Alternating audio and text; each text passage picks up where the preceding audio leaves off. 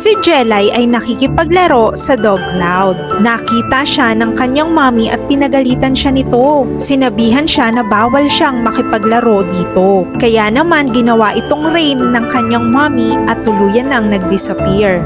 At binilinan siya ng mommy niya na wag lalapit sa mga dog cages. Pero sadyang makulit si Jelay at pinakawalan niya yung mga Dog Clouds at nagsimula siyang makipaglaro dito. Pero nagsalpukan yung mga Dog Clouds at nagdulot ito ng thunderstorms. Halos hindi na ito mapigilan ni Jelay. Buti na lang at napansin ito ng kanyang mommy dahil dumilim na. Agad nitong tinawag yung mga Dog Clouds at sinabihan ulit si Jelay na wag nang makikipaglaro muli dito. At natunaw lahat ng Dog Clouds at ginawang Rain ulit ng mommy niya. Nalungkot si Jelay sa nangyari. Pero para sumaya ulit si Jelay, ay gumawa ulit ng Dog Clouds ang kanyang mommy.